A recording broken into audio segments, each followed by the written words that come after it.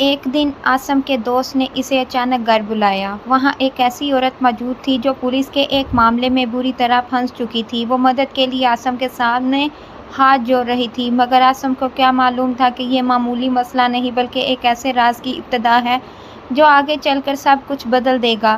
آسم نے جب اس گھر کے حالات دیکھے تو اسے اندازہ ہوا کہ یہاں صرف ایک عورت ہی پریشان نہیں ہے بلکہ گھر کے ہر فرد کے پیچھے کوئی نہ کوئی کہانی چھپی ہوئی ہے۔ مگر پھر اچانک اسے ایک ایسی بات کا پتہ چلا جس نے اسے حیران کر دیا۔ آخرکار وہ کون سا راز تھا جس کی وجہ سے یہ خاندان اتنی بڑی مشکل میں گرفتار ہو گیا ہوا تھا، اور آسم نے ان کی مدد کرنے کا فیصلہ کیوں کیا؟ اصل حقیقت جاننے کے لیے ویڈیو آخر تک ضرور دیکھیے، کیونکہ آگے جو ہوا وہ آسم نے خود بھی کبھی نہیں سوچا تھا۔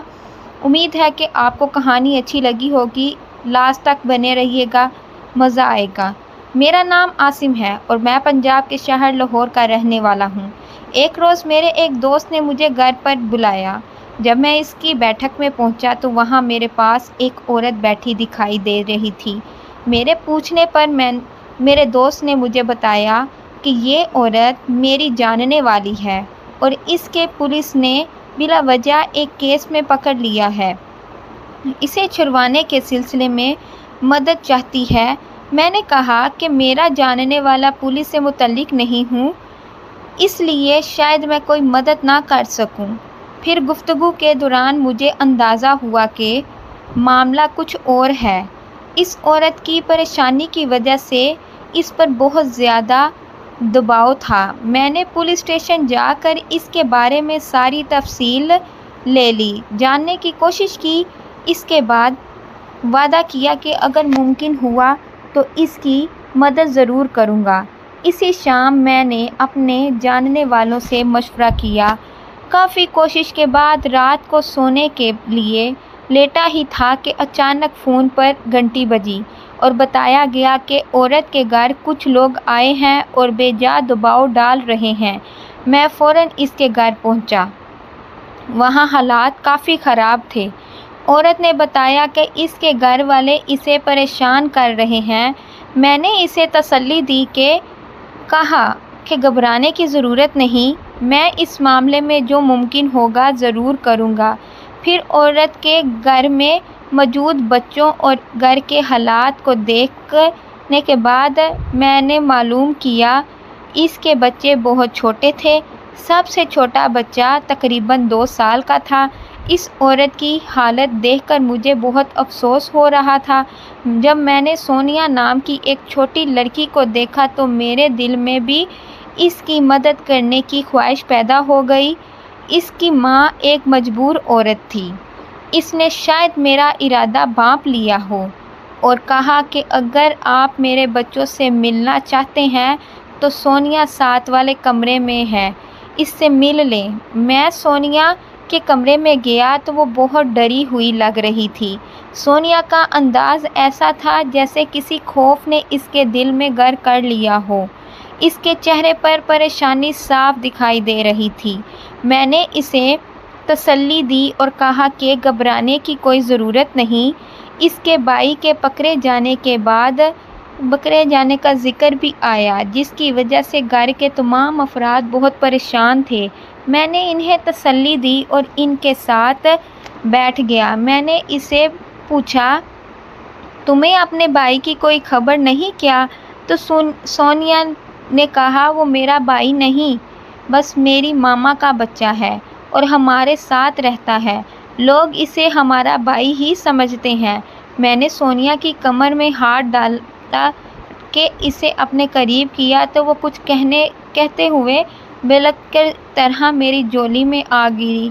پھر وہ میری گود میں بیٹھی مجھ سے اپنے گھر کی باتیں کرتی رہی۔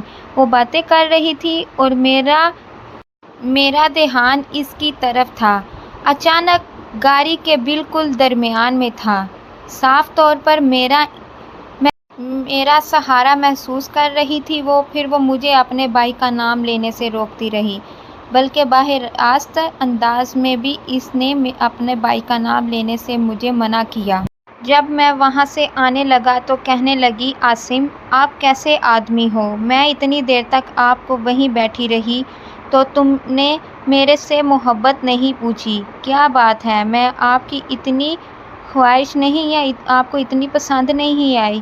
میں نے کہا اس میں کوئی شک نہیں کہ تم بہت خوبصورت ہو۔ تو کہنے لگی، مگر کیا پھر آپ کو میرے پر شک ہے کیا کہ تمہاری چھوٹی بہن سونیا کے ساتھ میں جاننا چاہتا ہوں؟ تو کہنے لگی، نہیں عاصم وہ ابھی چھوٹی ہے۔ میں نے کہا نہیں تمہیں چھوٹی لگتی ہے۔ میں نے کہا سونیا جو بھی ہے آپ کو کوئی ضرورت نہیں۔ میں نے کہا میں زبردستی کا قائل نہیں ہوں، اگر گاڑی پر کوئی بات نہیں تو بھی تمہارا کام ہو جائے گا۔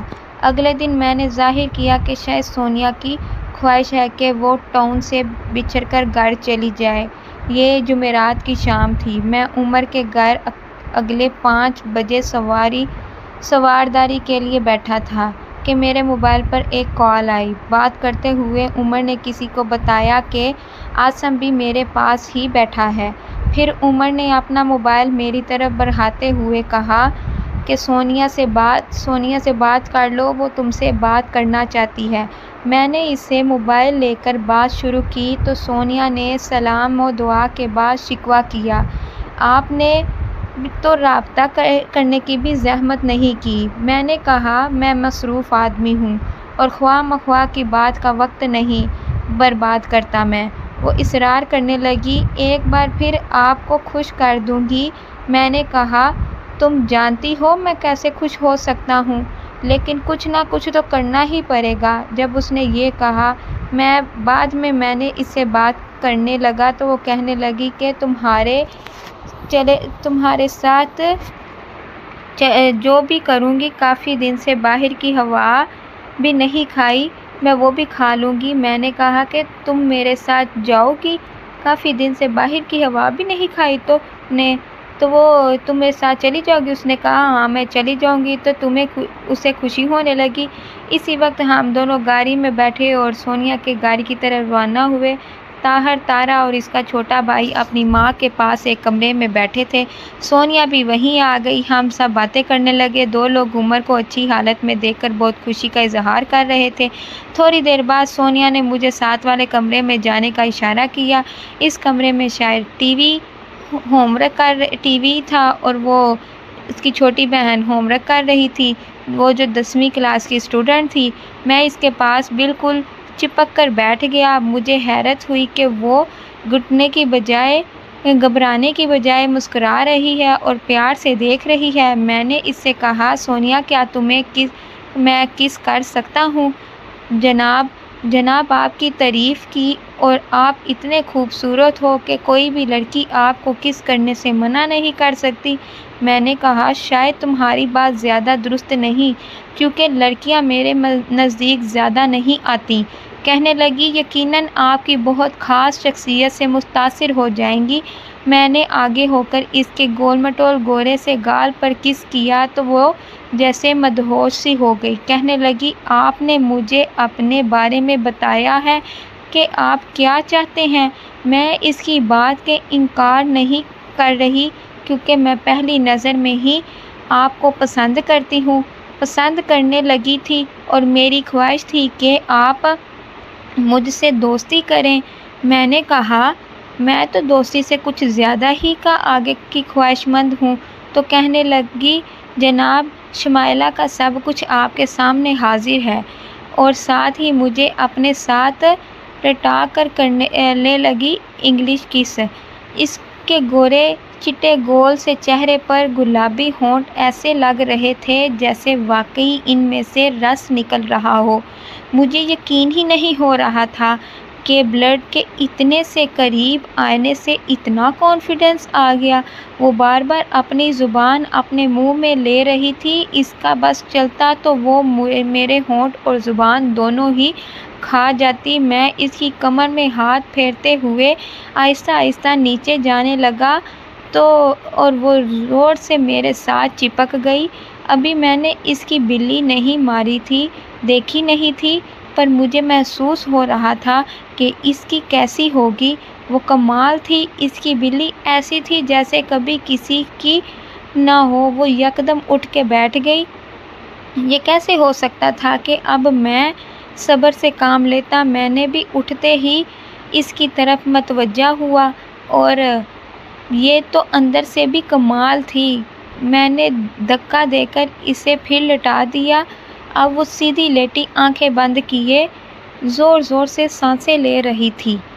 اس کی سانس دھوم کی طرح چل رہی تھی۔ وہ یکدم اٹھ کے بیٹھ گئی۔ اس نے میری ساری شرٹ اتار دی۔ شاید اس کے جذبات کچھ زیادہ ہی مچل رہے تھے۔